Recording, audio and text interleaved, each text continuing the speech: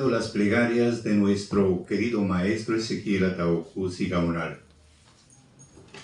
quien nos enseñó lo que nosotros no conocíamos y nos despertó a lo que nosotros desconocíamos.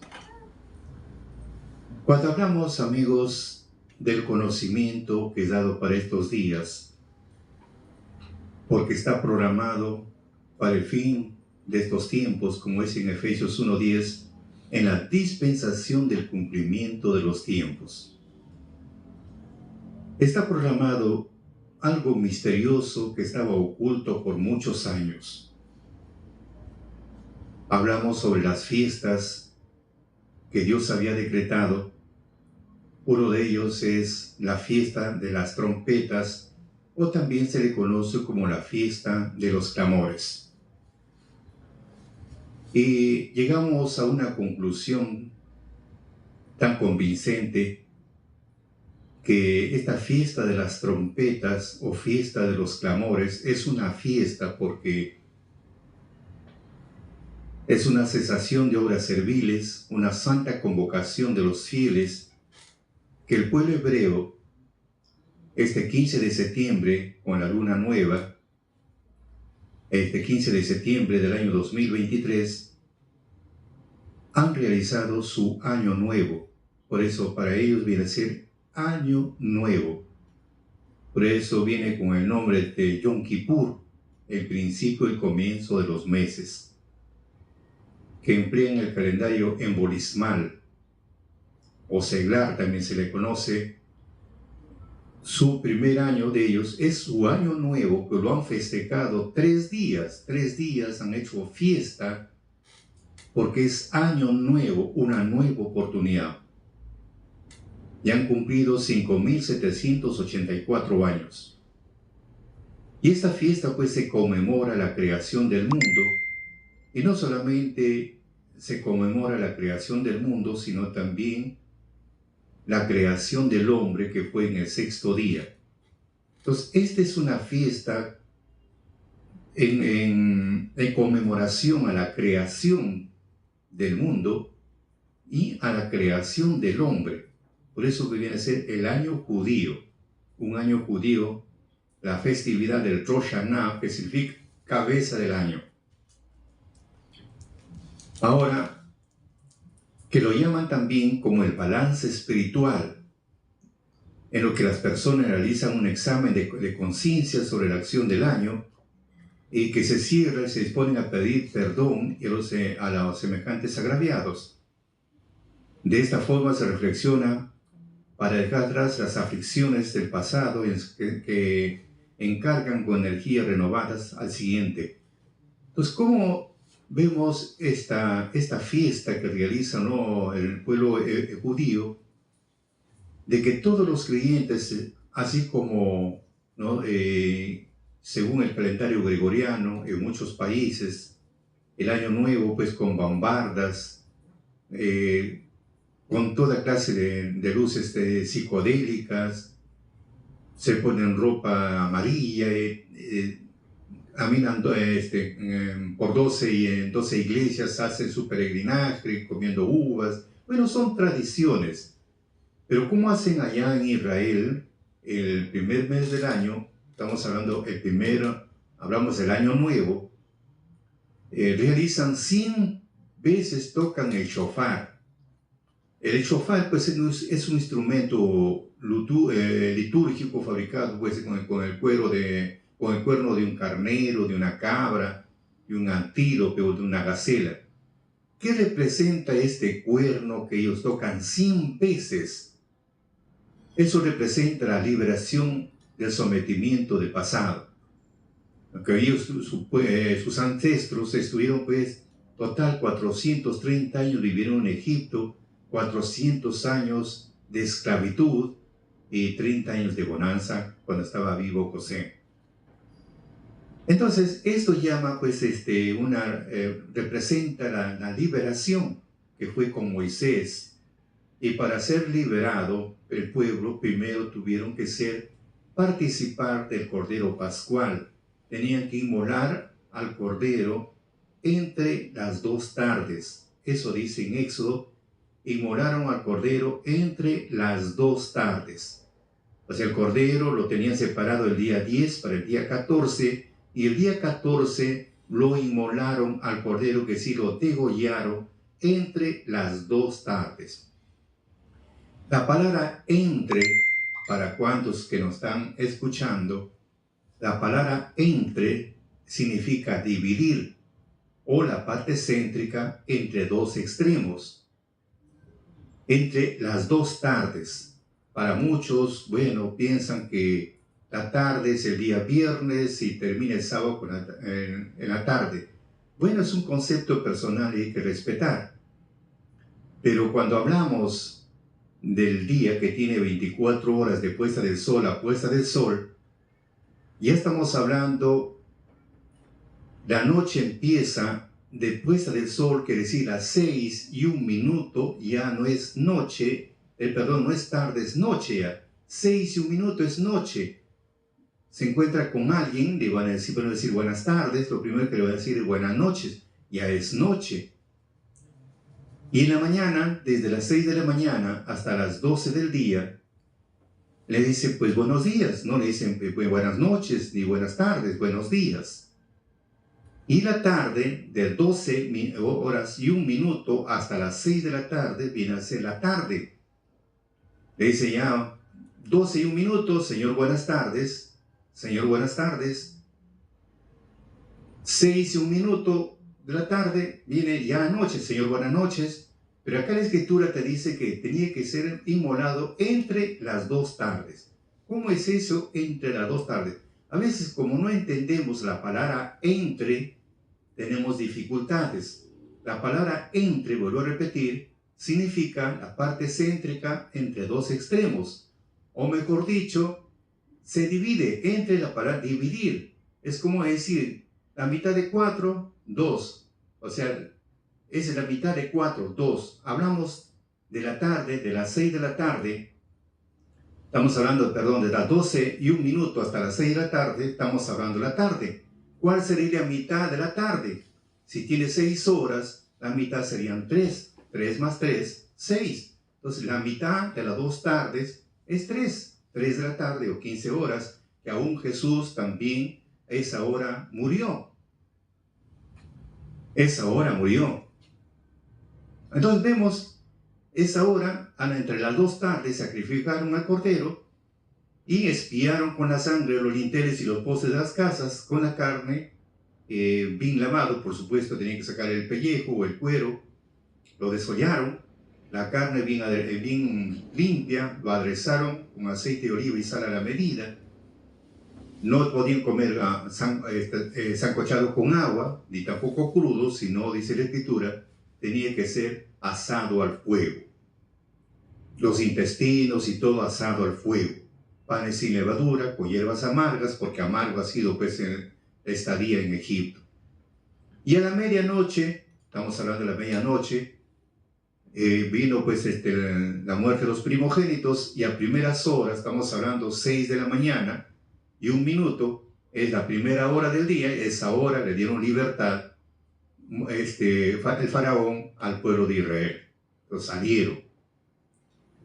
Vemos acá esa estadía que estuvieron, que fue muy amarga, vivir en Egipto, salieron, pero con un precio de sangre. Por eso mataron el cordero pascual. Entonces, viene, por eso dice, Escipita, representa pues el toque de la corneta, representa la liberación del sometimiento del pasado. Porque cuando llegó ese momento, cuando sacrificaron al cordero entre las 2 tardes, tocaron el shofar y todos degollaron a la misma hora. Los patriarcas empezaron a degollar al cordero y realizar con todo el procedimiento. Y en la mañana, cuando dieron la libertad, empezaron a tocar el shofar de libertad. Empezaron a tocar el shofar. No había parlantes en ese tiempo, sino el shofar. Tocaban el shofar, o sea, ese el cuerno de carnero, de cabra, o antílope o gacela. Tocaban y listo. Llegó la libertad. Por eso dice, representa la liberación del sometimiento del pasado. Y invita a despertar la conciencia de la persona con el fin de arrepentirse de los malos actos y volver a Dios. También hace un recordar es dejar los malos actos. Entonces vemos a través de la historia, sus padres también, los antepasados, pasaron tantos obstáculos, pasaron tantas dificultades en la vida, pasaron tanto que fue en el desierto, tuvieron 40 años perdidos en el desierto, pero con la diferencia que ni su ropa no se desgastaba, ni sus sandalias. Comieron el maná, etc. Tuvieron tantas dificultades. Entonces es un momento de reflexión para el pueblo hebreo. Por eso que ellos viene a ser esta fiesta de la libertad, del sometimiento del pasado. Ahora, viene la parte importante, lo que estamos viendo acá. El propósito de esta fiesta, de las trompetas o de los clamores, tiene dos objetivos principales. Uno marca el inicio del mes más importante del calendario hebreo, que viene a ser el año nuevo, viene a ser el nuevo año para el pueblo hebreo. Segundo, sonar la trompeta para reunir al pueblo por sus campamentos alrededor de Dios para celebrar la redención. Viene también el otro punto, viene a ser, tocan la trompeta para celebrar la salvación, la liberación del pueblo hebreo que estuvo cautivo. Pero esto simboliza de la alarma, el toque de trompeta o el soplo del cuerno. Y también festeja algo interesante, viene a ser la redención, la remisión de la salvación del futuro. Otro más, son 3 puntos que se toman en cuenta. Uno marca el inicio del nuevo mes o el año nuevo, un nuevo año para el pueblo hebreo. Segundo, viene a ser para celebrar la salvación que tuvieron en Egipto a través de Moisés.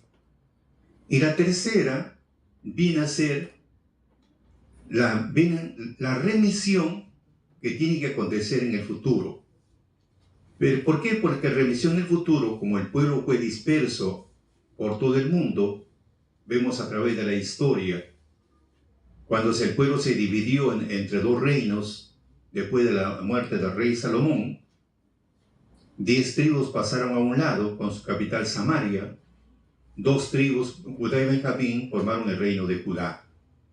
No pasó mucho tiempo, el reino de Israel, como se dedicó a la idolatría, adoraron a Baal, entonces fueron castigados, vino otro, Dios los incitó a los asirios, vinieron, los conquistaron, los desaparecieron, hasta el día de hoy nadie sabe dónde están las 10 tribus. Y después el pueblo judío, igual también llegaron al punto de la idolatría, porque era difícil, muy difícil adorar a un Dios que no se ve. Si hoy mismo vamos a decir a un Dios que no se ve, adóralo, no lo vas a hacer, amigo, porque el hombre está acostumbrado a ver para creer, y si no ve, no cree. Y pensar en un Dios que tú no lo ves, rindes culto a un Dios que no lo ves, es duro. Es duro, y si no tienes el Espíritu de Dios, peor. Pero si tienes el Espíritu, por lo menos por el Espíritu sabes que hay algo más superior, y entiendes, y se manifiesta en ti muchas oportunidades. Pero uno está acostumbrado a ver para creer, si no vemos, no creemos. Y nosotros mismos nos hacemos un auto de conciencia. ¿Por qué piensa que el hombre, como no ve nada, lo primero que busca algo y se apega ahí y toma su confianza en algo lo que ve? Pero si no ve, no pone su confianza, le entra mucho la duda. Aún teniendo el Espíritu de Dios, siempre miramos algo que nuestros ojos puedan apreciar y ahí nos inclinamos. Vemos en el caso de Moisés, ¿por qué piensan que Dios no permitió que lo vean el cuerpo de Moisés cuando murió? Porque si lo hubieran visto, lo hubieran adorado a Moisés. ¿Por qué? Porque el hombre está acostumbrado a ver para creer. Entonces hablan de esa dispersión que fue por todo el mundo, todos los judíos, y muchos no saben, tenemos sangre judía y no lo sabemos. Yo hará pues unos 25 años atrás, y recién llegué a saber que yo tenía sangre judía. Pues sean mis padres judíos, yo padre judío, no sabía, pues ahora ya lo sé. Estamos hablando de sangre, y uno antes no lo sabía. Eso después le voy a contar ahí cuáles, muchos de ustedes tienen sangre judía y no lo saben. Pero vamos al caso, estamos viendo, como fueron dispersos por todo el mundo, llega un momento que tiene que surgir lo que es la restauración, tiene que surgir lo que es la unificación. Pero para que se realice todo este ministerio, porque tiene que juntarse nuevamente, Dios lo ha dispersado, pero hay una promesa de juntarse nuevamente. Pero no se van a juntar porque ellos quieren, porque si van a hacerlo como ellos quieren, no van a poder, es imposible. Es como decir a Noé, anda, búscate la pareja del león en la jungla, quién es la pareja del tigre, del león, del puma, anda, busca, es difícil. Es difícil, humanamente es difícil.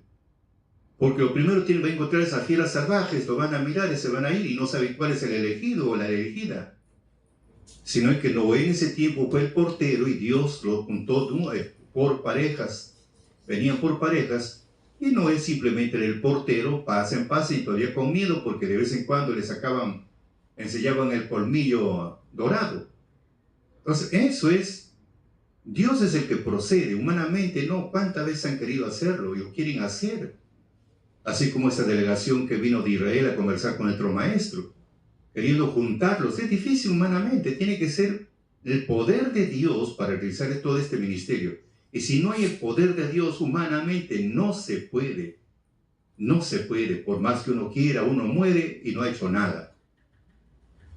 ¿Por qué tiene que cumplirse lo que dice en Isaías 27, 13 y 12? Dice lo siguiente, que acontecerá también que en aquel día que se tañerá con gran trompeta, va a llegar el momento de tocar la trompeta, y vendrán los que habían sido esparcidos en la tierra de Asiria, y los que habían sido echados de la tierra de Egipto, y adorarán a Jehová en el monte santo de Jerusalén. O sea que va a llegar un momento que tienen que venir todos los esparcidos, reunidos, pero para adorar a Dios. Es el punto que quiero esclarecer. Para adorar a Dios tiene que realizar. ¿Pero por qué adorar a Dios? Si vemos a través de la historia, cuando hablamos de los sacrificios y de los holocaustos, en forma histórica fue hasta el año 70 de la era cristiana, hasta el año 70. Porque ya no pudo ofrecerse más. ¿Por qué? Porque el pueblo judío buscaba su libertad, buscaba ser una nación independiente como todas las naciones. Porque al inicio era una nación independiente, tenía su propio rey. Pero cuando se dedicó a la idolatría, fue castigado duramente por idólatras. Y Dios lo incitó a Babilonia, que venga, lo conquiste a este pueblo idólatra. Y se fueron a Babilonia por 70 años a servir a Babilonia. Por 70 años. Y cumplidos los 70 años, ellos retornan justamente en el mes de septiembre. De ahí viene el punto de que realizan el calendario emborismal o lunisolar. Viene que es en el mes de septiembre con la luna nueva, tomando en cuenta de la creación del hombre y también del mundo. Ahora, ellos buscaban que ser libres porque en Babilonia perdieron su independencia. En el año 607 a.C. perdieron su independencia y después de 21 años perdieron su reinado, ya no tenían rey. Estamos hablando del año 586 a.C. ¿Qué pasaba con los que quedaban en Israel? Israel o Judá pasaron a ser provincia de Roma, pagaban los impuestos a Roma. Así como en el Perú, en el tiempo de los españoles, acá había un virrey en el Perú y pagaban, mis antepasados pagaban los impuestos y lo enviaban a España. Perú era una colonia en ese tiempo de España y pagaba todos los impuestos a España. En ese tiempo, hablamos del pueblo de Israel, era colonia, era una provincia, a ese tiempo se llamó provincia, era una provincia de Babilonia, le pagaba todos los impuestos a Babilonia. Venían a cobrar, había muchos abusos, bueno, tenían que pagar. A Babilonia lo conquistan los medos y los persas, y al conquistar a los medos y los persas, ellos pagaban los tributos a los medos y los persas. Por eso que Ciro el persa es el que decreta el retorno del pueblo de Israel, o el pueblo judío que estaba cautivo, regresen a reconstruir el templo, a reconstruir el altar, para que puedan presentar sus ofrendas. Y también cuando les dijo, cuando les envió, que oren por él y también por toda su familia, que oren por el rey, por Ciro el persa. Entonces regresan, cumplidos los 70 años, pero seguían pagando los impuestos a los medos y los persas, a los medos y los persas. Después lo conquista Grecia. Israel seguía pagando los tributos a Grecia, pagando los impuestos a Grecia. A Grecia lo conquista Roma. Israel pagaba los impuestos a Roma. Ahí aparece nuestro Señor Jesucristo. Aparece. Entonces ellos esperaban que Él era el libertador, que lo iba a enfrentar a los romanos, iba a ser otra vez una nación independiente como todas. Como decía nuestro maestro en uno de sus mensajes, ustedes piensan como los palestinos y como los romanos mundanos. ¿Qué piensan que Dios quiere el palacio de gobierno para así gobernar de ese lugar? Es inaudito, los hermanos, que piensen así. Dios no quiere el palacio de gobierno para gobernar. Dios quiere el corazón de la persona para que gobierne en su corazón de la persona.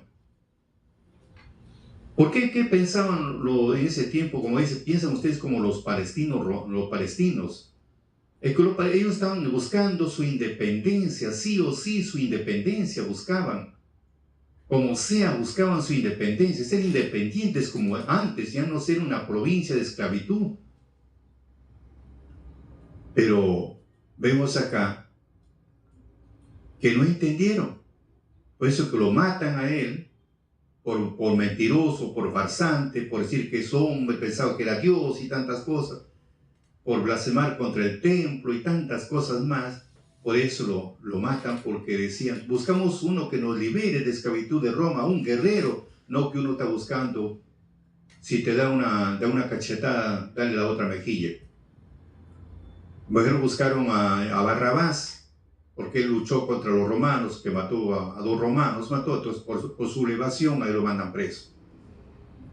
¿Y qué pasaba con los romanos? A los romanos tampoco no les convenía que nazca ese Mesías, porque le iba a declarar la guerra a Roma, iban a perder mucho.